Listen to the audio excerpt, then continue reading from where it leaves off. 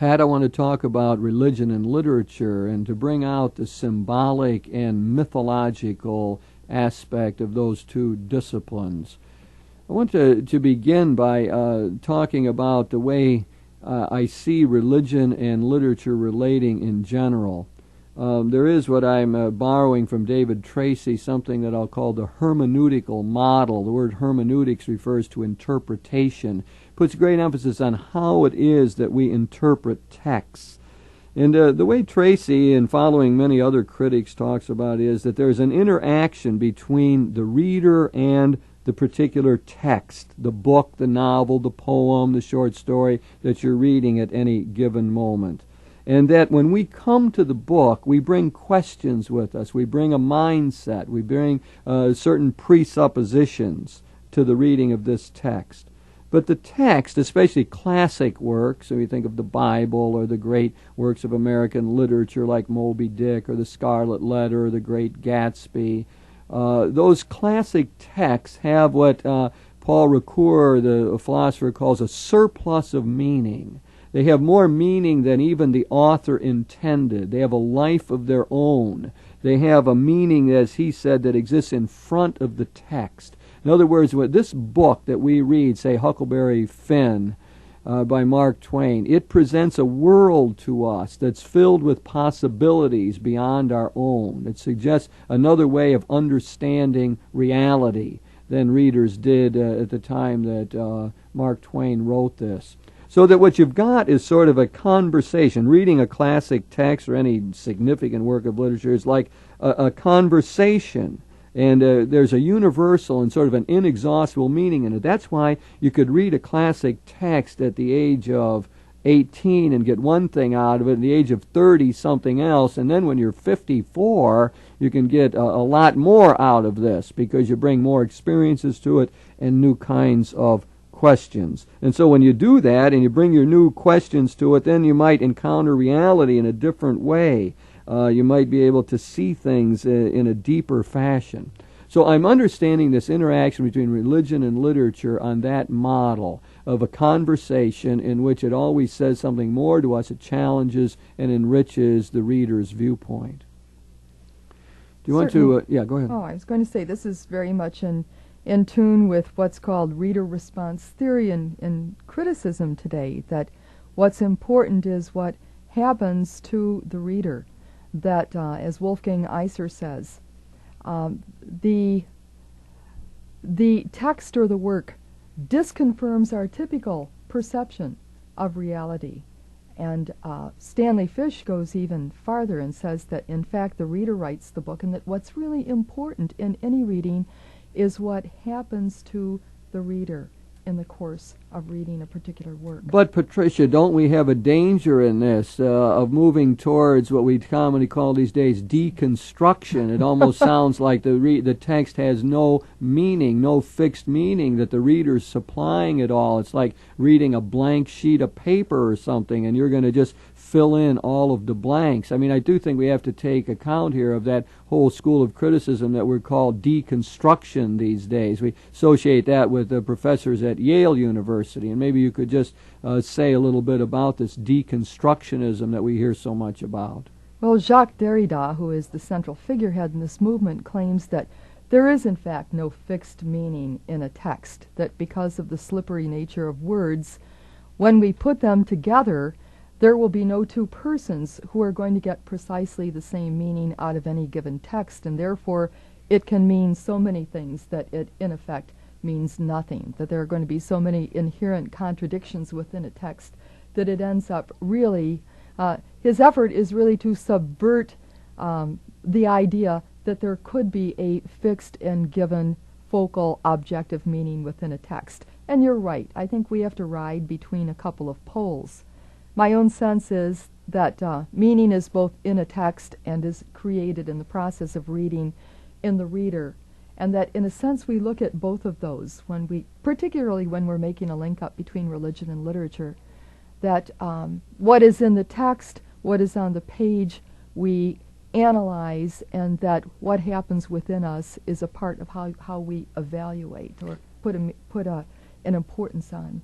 Yes, if there's a value in what Derrida says and what deconstructionists are trying to do, it's to remind me that my own reading isn't the only one, that there are other meanings, right, that there's a pluralism of meanings. But I mean, I'm not sure I want to go much beyond that from my own philosophical premises. You know, my sense of it would be that when you come to a text, you come to something that has a facticity. It exists. It has a life of its own, and you interact with it. I think even if you look carefully at your own reaction as a reader, your reactions as a reader are probably going to be different to reading Dickens than reading James Baldwin today, although there might be similarities in response. But I mean, or reading Walt Whitman, to go on another side of all of this, so that I think the text obviously plays some role in the kind of responses that you have. It just makes no philosophical sense to me to say that an intelligent author who has worked out a text and who has used his creative energies to produce something, that it has no objectivity at all or no sort of structure to it that can be discerned, I think is really ridiculous in my mind. Philosophically, I mean, philosophically, and yet I think it's just important to raise up again the fact that critics are this is where many critics are today, and that there is a real debate between the question of whether or not there is an objective interpretation that all sensitive readers can come to, whether that is going to be identical with what the writer intended in writing a particular work, or whether in fact we have to simply agree that we all are going to be reading different works because of what we bring, because of the interpretive strategies each of us individually brings. Well, even if you grant that kind of relativism, and which I really think is true, you bring your experiences, you read it out of your own background, your personality, the kind of questions that are in your mind at the moment, and so on, and that does influence what you see in the text. I don't think there's any doubt about that, and I think sometimes they're knocking down a straw man. I mean, they're not really going against what more sophisticated, at least theologically oriented writers would say about texts. A lot of that, of course, for us has come out of the biblical world and how we read the biblical text. So that I do think theologians have something to say along that line. But even if you get away from Derrida and the deconstructionists, you got all kind of other literary critics who could help us understand this work, right? I mean, right. Freudian critics would tell us something about the perceptions of the author and what went into the making of the text. We have Marxists who would help us know, be attentive at least to the socio-economic climate in which the work exists. We have our pragmatic critics who want us to look at the effect on the reader again. That would be helpful. Then one that I'd like you to comment a little bit on, the structuralists. I associate that with the fellow Levi-Strauss. And do you want to say anything about the structuralists that is helpful? I'm not really sure how helpful that is to our discussion, except that they are attempting a scientific form of criticism in which they look at the various elements, the signs, the many structures within a given work, and seeing how they interact and how meaning is actually shaped out of how the various structures, signs, are put together within a work. So it attempts to be, at least, a more objective analytical approach. How about the literary school that we know generally as semiotics, that I associate with certain French thinkers? Yeah, I would so put them together with the structuralists and say it's a branch of structuralism. But they do focus on symbols and on signs and myths that are available in the text, it seems to me, and that brings me back to where I want to be anyway, and that is talking about myth and symbol and the relationship in religion and literature. And just to speak from the theological side of this, what we have recovered in our own time is a great sense of the positive value of myth. Very often when theologians and biblical scholars use the word myth, they don't mean something that's false. They mean a great story which has a tremendous power to illumine the deeper dimensions of reality. Perfect example of that is the myth of Adam and Eve and of the Garden of Eden and all of that wonderful story with these marvelous symbols, the snake and the fruit of the tree and the two people and the consequences and being removed from the garden. all of those wonderful symbols that make up this myth that illumine something about the human condition, about God's intent for us, and how human beings can subvert this, and how evil has come into the world. So that would be a perfect example of what we in the theological world today mean by myth. It's not that it's false. Very often myths are the truest kind of stories we have. They tell us more valuable kind of truth than almost anything else we can get a hold of. So I want to focus here on myth and symbol and see how that plays out in the literary world as well. I suppose, that's important. I suppose from one perspective we could say that all literature, in fact, is myth. Maybe not every piece of literature is a myth as enduring as the grand myths that have come down through the scriptures and through Greek mythology, for instance, but that do in fact attempt an interpretation of some facet of human behavior, or even more eschatological, I suppose, some of the great questions that we ask about the meaning and purpose of life, about the gods themselves, or about God, him or herself. And from another perspective, we could say that all literature is parable as well, which we might see as sort of a mini-myth, a sub-myth, but a story told not because of its literal veracity, but rather told because of some inherent meaning which is important to people, and which we can hear again and again and absorb more of its richness and depth. I know there's a literary critic, Northrop Frye. I think you know some of his work, but I take it that Frye's major thesis is that the great myths of the Bible have worked their way into Western literature, and if we understand those myths and understand how they were used biblically, we will get great clues as to the meaning, the way to interpret much of Western literature. I think he keeps finding the great symbols and myths from the Bible in that literature, and I think there's very little doubt about that. You could just take one in terms that I was talking about there, about Paradise Lost, and the being thrown out of the Garden of Eden, and what that has to. That would be just one example in my mind that where Northrop Frye would find a myth that was played out in Western literature. In fact, we might just stay with that for a minute, if you don't mind. Sure.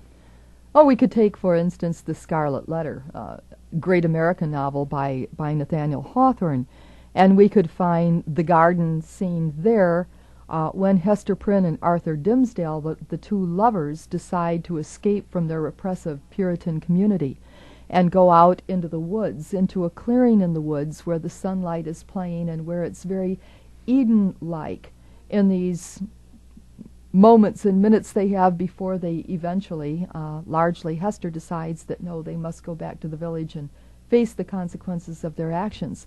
But at least it's a place of respite, it's a place of delight for them temporarily, and it's also a place of temptation, the great temptation of trying to evade the ultimate consequences of their love relationship. Mm-hmm. So there's an example where you find the paradise theme worked out in literature and continually used.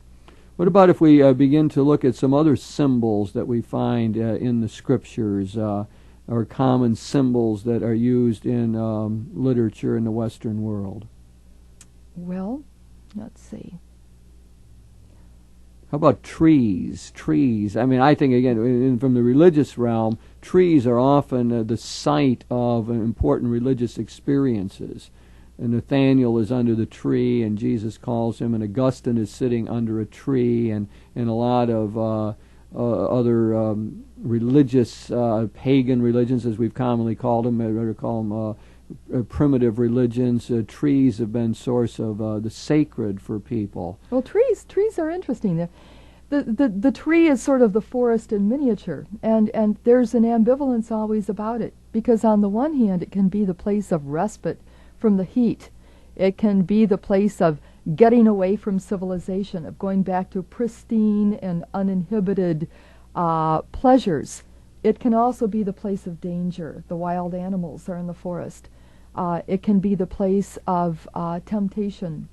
And so there is that ambivalence both about the forest and the tree. We get this in the tree of life and the tree of the cross in the great Christian myth, the story of Jesus Christ. I was just thinking as you were talking that while often great events occur under the tree, we can seek them out as shelter, We can seek them out to lean against. We can seek them out to hide from or hide behind to serve some evil purpose. And Tess of the D'Urbervilles, in the great novel of that name, was under a tree resting and sleeping when her cousin Alec came along, for instance, and raped her.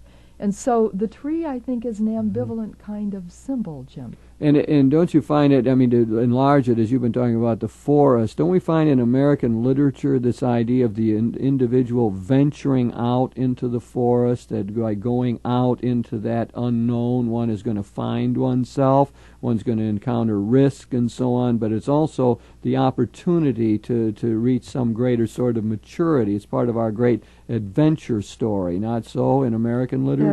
That's right. It's our initiation stories always mean leaving the security of the village, the domestic hearth, as it were. And we certainly get in Cooper's Leatherstocking Tales, we get Leatherstocking, Natty Bumppo himself, who finds manhood while he's in the forest, either fighting with or for Indians, as the case may be, and other dangers, wild animals, and so forth. And in a sense achieves his manhood through facing down the terrors of the forest, the dangers of it, but also its opportunities. When there's not a forest, it might be the ocean. We have in Melville's novels, for instance, the young man again leaving civilization, moving away from, and that's such an important part of American literature, that the young man has to move out of the safety, the security of the home, of the maternal arms, often of the girlfriend's lures, and carve out manhood by facing down the dangers and on the ocean, in the woods, out west on the frontier. Do we see this connected with the sort of loss of innocence theme too, or do you want to look at that from some different aspect or perspective? I think we see that as well at work in American literature. And I'm not sure it's only American literature. There's the whole category known as the Bildungsroman, which is a German word meaning initiation into adulthood or something like that, where again the young innocent, the naive, has to grow out of a naive and unexamined and unexercised innocent perception that good is, for instance, always rewarded and evil is always punished, and often has to grow out of that through the experience of being disillusioned. I think of, for instance, Charles Dickens' great David Copperfield, where David has a friend whom he trusts implicitly and the friend betrays him in terrible, cruel ways. And this is a part of his necessary maturation. So we often see this. My Kinsman Major Malinois, a short story by Nathaniel Hawthorne, whose stories are typically parables, in fact, has to grow out of his innocence to discover that the kinsman he is so proud of and is searching for, in fact, has just been tarred and feathered and is being driven out of town because he was in sympathy with the British in a community that was on the edge of fighting for its independence. How about William Faulkner in creating a symbolic kind of world? I mean, doesn't he do a bit of that? I mean, these figures almost become typologies and representing something else. Oh, they do, yes. They certainly represent the old order, the antebellum aristocracy, for instance. And what's fascinating is how he will reflect the demise of the Old South in the persons themselves, often in their physical and moral corruption. The buildings themselves will often be in a state of decay, matching the moral landscape, I suppose. Their very names at times have this feeling, don't they? Yeah. The Snopes family.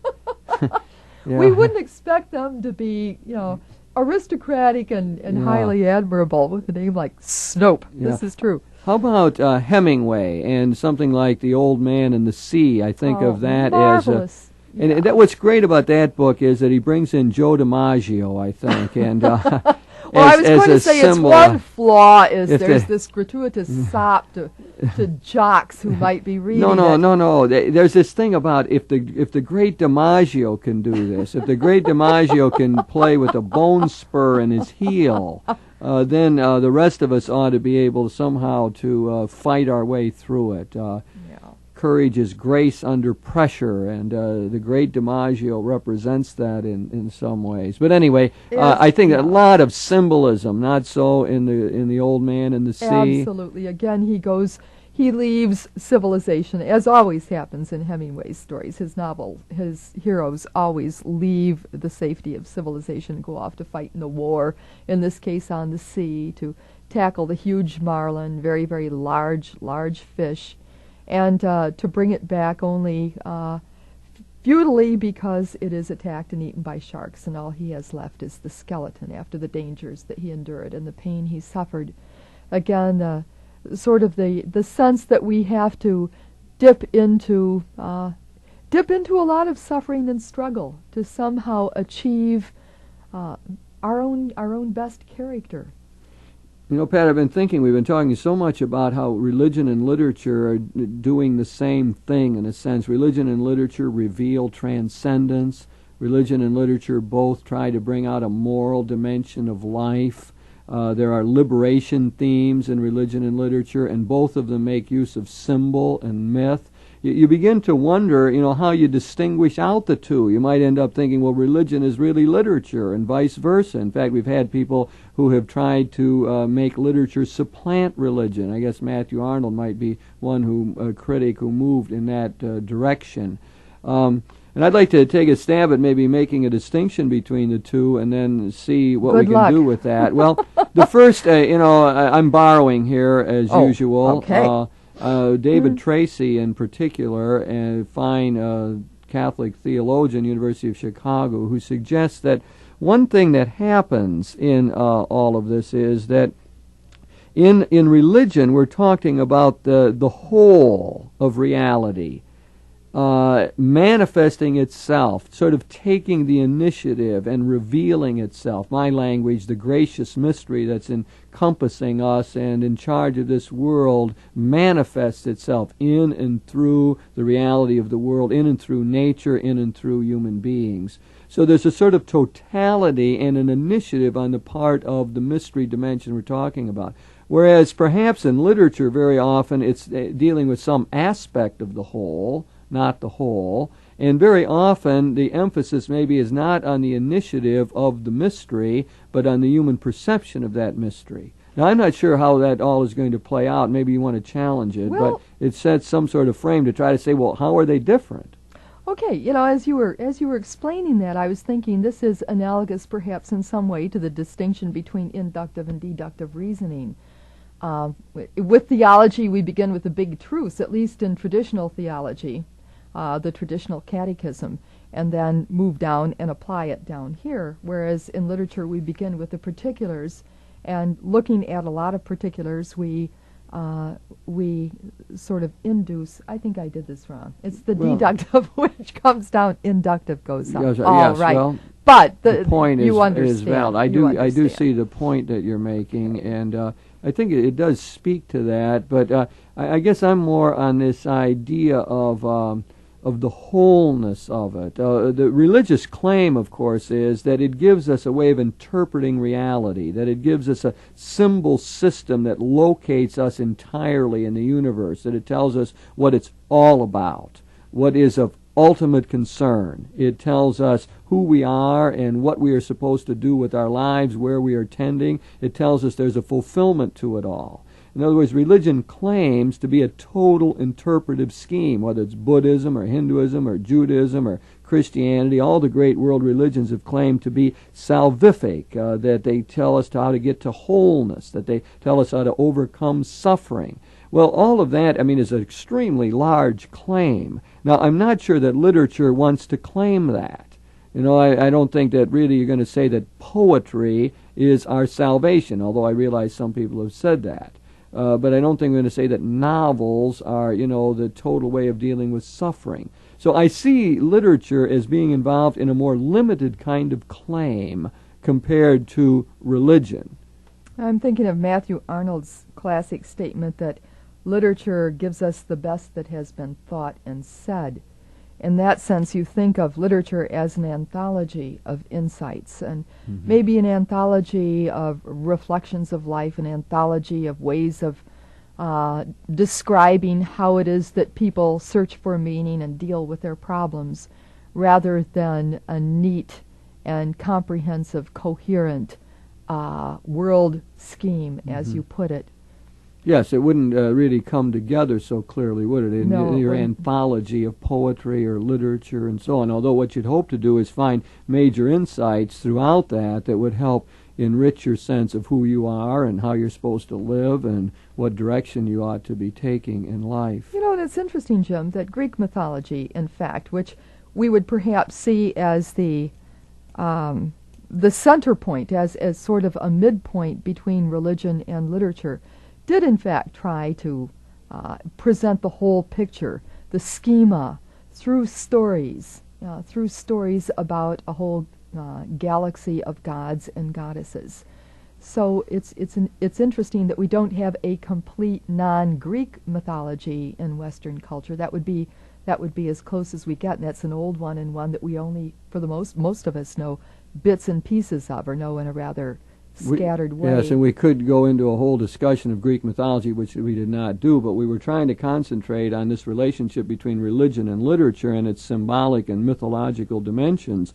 And we're trying to see that both religion and literature clearly make use of myth, that theology is seen in our own time, myth in a much more positive way of opening up reality, revealing deeper dimensions. And then we've seen that the Bible plays an important role in all of this, that much of the biblical symbolism has worked its way into Western literature. And I think you've well pointed out to us all of these various themes, whether they are the paradise lost theme or the trees, the wilderness, the forest, the loss of innocence, and so on. All of that really does play a role. So religion and literature clearly come together around this great theme of myth and symbol.